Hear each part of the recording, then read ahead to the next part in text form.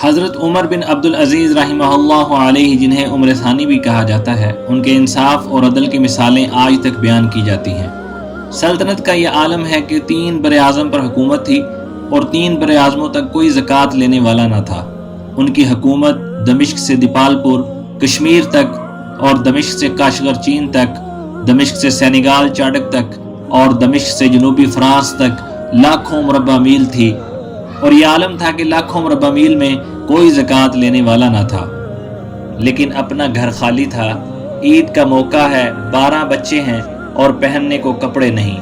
بچے ماں کے پاس آتے ہیں کہ ہمیں ابا سے کہہ کر کپڑے تو لے دیں۔ ماں یعنی فاطمہ بنت عبد الملک 7 نسبتوں سے شہزادی ہیں۔ ان کے دادا خلیفہ بنے، ان کے والد عبد الملک خلیفہ بنے، ان کے 4 بھائی خلیفہ بنے اور ان کے شوہر عمر بن عبدالعزیز رحمہ اللہ تعالی علیہ خلیفہ بنے، اور ان کا باپ عبد الملک اپنی بیٹی کو ہیروں میں تولتا تھا۔ اب یہ عالم ہے کہ بچوں کے پاس عید پر پہننے کو کپڑے نہیں۔ شام کو عمر بن عبدالعزیز رحمہ اللہ تعالی گھر تشریف لائے تو بیگم نے کہا عید آ رہی ہے، بچے کپڑے مانگ رہے ہیں۔ تو عمر رحمہ اللہ فرمانے لگے فاطمہ میرے پاس تو پیسے ہی نہیں ہیں، 3 براعظموں میں زکوٰۃ لینے والا نہیں اور خلیفہ کے پاس بچوں کی عید کے لیے پیسے تک نہیں۔ فاطمہ نے فرمایا میرے پاس ایک ترکیب ہے کہ آپ اگلے ماہ کی تنخواہ ایڈوانس لے لیں اور ان سے بچوں کے کپڑے سی لیتے ہیں۔ اگلے ماہ میں گھر میں اون صاف کر کے یہ چھوٹی موٹی مزدوری کر کے گھر کا خرچہ چلا لوں گی۔ اللہ اکبر، یہ خاتون اول فرما رہی ہیں کہ میں چھوٹی موٹی مزدوری کر کے خرچہ چلا لوں گی، آپ اگلے ماہ کی تنخواہ ایڈوانس لے لیں۔ عمر بن عبدالعزیز رحمہ اللہ تعالیٰ نے اتفاق کیا اور باہر نکلے، جا کر اپنے خزانچی مزاحم سے ملے اور فرمایا بھائی مجھے اگلے مہینے کی تنخواہ ایڈوانس میں دے دو، بچوں کے لیے عید کے کپڑے لینے ہیں۔ آپ ملاحظہ کیجئے کہ لاکھوں مربع میل کا حاکم اپنے خزانچی سے ادھار تنخواہ کی منت کر رہا ہے، حالانکہ وہ خزانچی بھی ان کا ماتحت ہے۔ آپ چاہتے تو حکمیہ لہجہ اپنا سکتے تھے، لیکن نہیں، وہ عمر بن عبدالعزیز تھے۔ مزاحم بھی ان کا تربیت یافتہ تھا۔ اس نے جواب دیا اے امیر المؤمنین، آپ اگلے ماہ کی تنخواہ ایڈوانس مانگ رہے ہیں، آپ مجھے لکھ کر دے دیں، آپ 1 ماہ زندہ رہیں گے، میں آپ کو ایڈوانس تنخواہ دیتا ہوں۔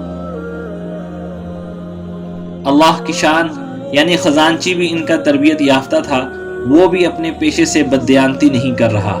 انسان فانی ہے، عمر بن عبدالعزیز ان سے 1 ماہ کی تنخواہ لے لیتے اور وفات پا جاتے، 1 ماہ کام نہ کر پاتے تو وہ تنخواہ حرام کہلانی تھی، چونکہ کام جو نہیں کر پائے۔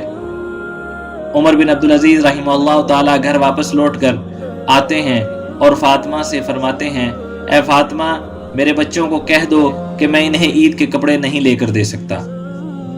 عید کی نماز ہوئی، سارے سرداران ملنے کے لیے آئے، وہیں عمر بن عبدالعزیز رحمہ اللہ تعالیٰ کے بچے بھی انہی پرانے کپڑوں میں بیٹھے تھے۔ عمر بن عبدالعزیز نے اپنے بچوں سے فرمایا آج تمہیں اپنے باپ سے گلہ تو ہوگا کہ عید کے کپڑے نہیں لے کر دے سکا۔ عمر بن عبدالعزیز کے ایک بیٹے کا نام عبد الملک تھا، جو عمر بن عبدالعزیز رحمہ اللہ تعالیٰ کی زندگی میں ہی فوت ہو گیا تھا۔ انہوں نے جواب دیا نہیں ابا جان، آج ہمارا سر فخر سے بلند ہے، ہمارے باپ نے خیانت نہیں کی۔ گھر میں تشریف لائے تو بچیاں منہ پر کپڑا رکھ کر بات کر رہی تھی۔ استفسار کیا منہ پر کپڑا رکھ کر کیوں بات کر رہی ہو؟ بیٹیوں نے جواب دیا آج ہم نے کچے پیاز سے روٹی کھائی ہے، ہم نہیں چاہتی ہمارے منہ سے آنے والی پیاز کی بدبو سے آپ کو پریشانی کا سامنا ہو۔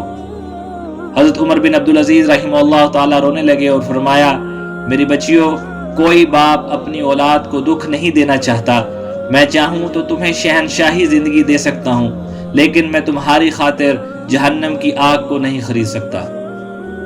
یہ 3 براعظموں کے خلیفہ حاکم کے گھر کا حال ہے کہ عید کے کپڑے نہیں اور کھانے کو کچا پیاز ہے۔ رجب 101 ہجری بامطابق جنوری 720 عیسوی میں آپ بیمار پڑ گئے۔ کہا جاتا ہے کہ بنو امیہ نے آپ کے خادم کو 1000 اشرفیاں دے کر آپ کو زہر دلوا دیا تھا۔ آپ کو علالت کے دوران ہی اس کا علم ہو گیا تھا، لیکن آپ نے غلام سے کوئی انتقام نہ لیا، بلکہ اشرفیاں اس سے لے کر بیت المال میں داخل کروا دیں اور غلام کو آزاد کر دیا۔ زہر دینے کی وجوہات میں ایک تو یہ بات شامل تھی کہ آپ خلفائے راشدین کی مانند خلافت کے امور چلاتے تھے، دوسرے یہ کہ ان کی وجہ سے بنو امیہ اپنی مخصوص مالی لوٹ مار نہیں کر سکے، کیونکہ حضرت عمر بن عبدالعزیز رحمہ اللہ تعالی بیت المال کو مسلمانوں کی امانت سمجھتے تھے۔ طبیعت بہت خراب ہو گئی تو آپ نے اپنے بعد ہونے والے خلیفہ یزید بن عبد الملک کے نام وصیت لکھوائی، جس میں انہیں تقوی کی تلقین کی۔ 25 رجب 101 ہجری بمطابق 10 فروری 720 عیسوی کو آپ نے اپنا سفر حیات مکمل کر لیا، اور اس وقت آپ کی عمر صرف 40 سال تھی۔